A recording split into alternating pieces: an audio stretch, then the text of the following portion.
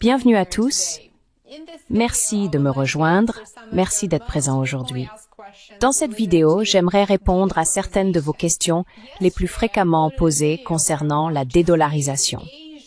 Hier, j'ai mis en ligne une vidéo dans laquelle je vous expliquais comment l'Asie a déclenché une avalanche de ventes d'actifs libellés en dollars américains d'une valeur de 2500 milliards de dollars.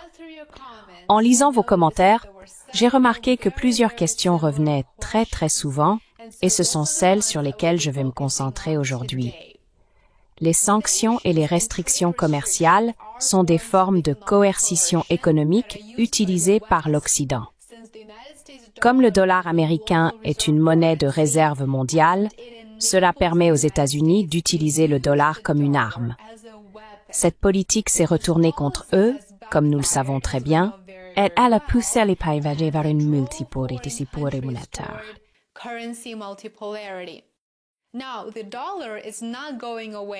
Aujourd'hui, le dollar n'est pas près de disparaître, même si son rôle dans le commerce mondial et en tant qu'actif de réserve est en déclin.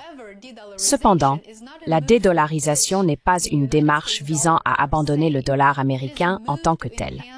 Il s'agit plutôt de renforcer la souveraineté économique en mettant l'accent sur le développement régional et sur les monnaies locales.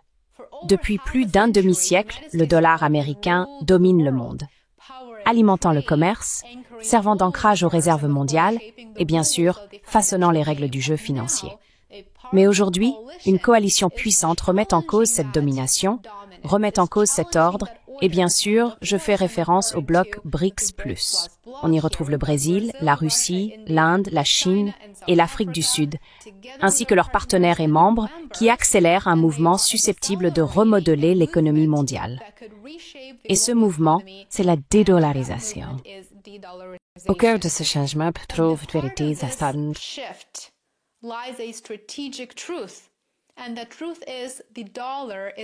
Et la vérité, c'est que le dollar est bien plus qu'une simple monnaie. C'est une arme géopolitique. Les États-Unis peuvent imposer des sanctions paralysantes. Pensez à la Syrie, par exemple, ou à la Russie, au Venezuela. Les États-Unis peuvent geler des avoirs et restreindre les transactions mondiales d'une simple pression sur un bouton. Des pays comme la Russie, l'Iran, le Venezuela, Cuba, la Chine et bien d'autres, l'Afghanistan, par exemple, en ont fait l'expérience directe depuis des années. Cela dure depuis longtemps. En réponse à cela, les pays des BRICS prennent désormais position. La Russie, après avoir subi des vagues de sanctions, a réduit ses réserves en dollars et augmenté ses avoirs en or et dans d'autres devises.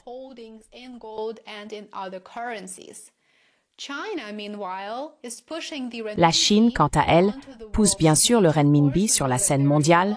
Nous le savons très bien, j'en ai justement parlé hier dans ma vidéo, et ils utilisent des accords de swap de devises et le commerce régional pour y parvenir.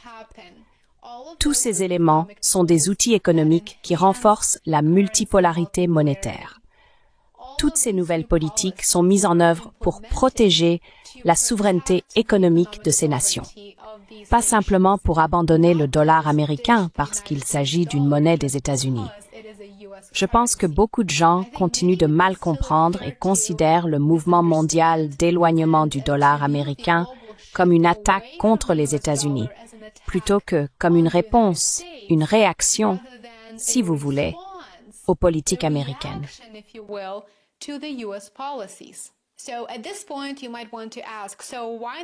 À ce stade, vous pourriez vous demander pourquoi ne pas créer une monnaie des BRICS. Nous avons longuement parlé d'une monnaie des BRICS il y a quelques années. C'est évidemment une idée puissante, mais elle est pleine de complications. Les économies des BRICS sont incroyablement diverses. La Chine est un géant économique, une véritable puissance, alors que par exemple, l'Afrique du Sud est en comparaison une fraction de sa taille sur le plan économique. Aligner des économies aussi différentes, avec des intérêts politiques divergents, sous une politique monétaire unique n'est pas seulement difficile ou complexe, c'est politiquement risqué et franchement inutile dans l'environnement actuel, alors que l'ordre mondial évolue et change presque quotidiennement.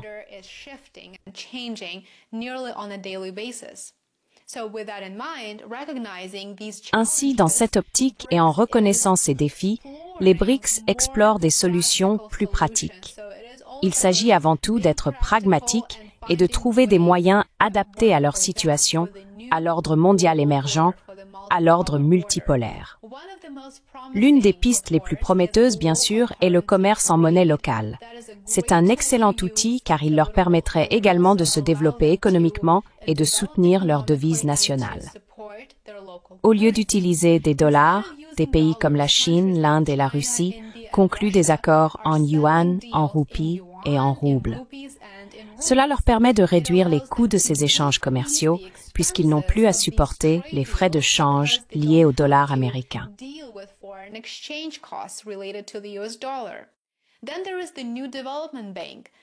Il y a ensuite la nouvelle banque de développement, l'alternative soutenue par les BRICS au FMI et à la Banque mondiale. Elle finance des infrastructures en monnaie locale, protégeant ainsi les emprunteurs de la volatilité liée au dollar. Peut-être plus important encore, les pays des BRICS construisent également leur propre système de messagerie financière. Des alternatives, bien sûr, au réseau SWIFT contrôlé par les États-Unis. Le système russe, appelé SPFS, et le système chinois, CIPS, posent les bases d'un réseau financier indépendant. Ainsi, les effets des efforts de dédollarisation des BRICS se font déjà sentir dans le monde. Le système financier mondial devient plus multipolaire et ce changement s'est accéléré depuis que les États-Unis et l'Europe ont gelé les avoirs souverains de la Russie.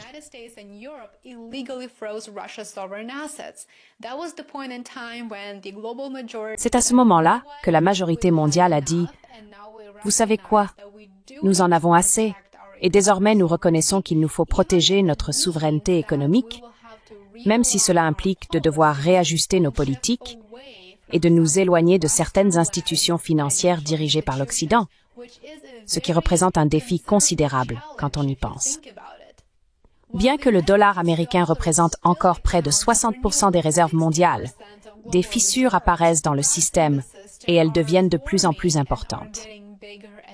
Si davantage de pays suivent l'exemple des BRICS, la domination du dollar s'affaiblira. Cela signifierait moins de pouvoir de pression pour les États-Unis à travers les sanctions et la coercition économique. Et à l'inverse, cela offrirait aussi une plus grande économie émergente du monde entier.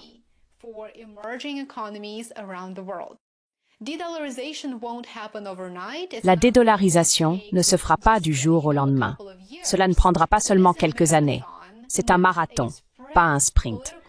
La volonté politique, l'innovation financière et la coopération économique poseront les bases et détermineront en fin de compte dans quelle mesure les BRICS pourront remodeler l'ordre financier mondial.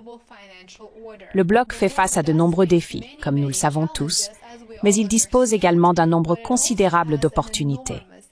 Et ne vous y trompez pas, le mouvement est déjà en marche. Que ce soit par le biais de systèmes de paiement indépendants, de banques régionales ou du commerce en monnaie locale, les BRICS tracent une voie vers la souveraineté financière.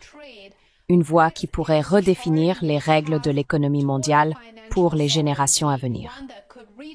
J'espère que cette courte vidéo vous a été informative et intéressante et qu'elle a répondu à certaines de vos questions.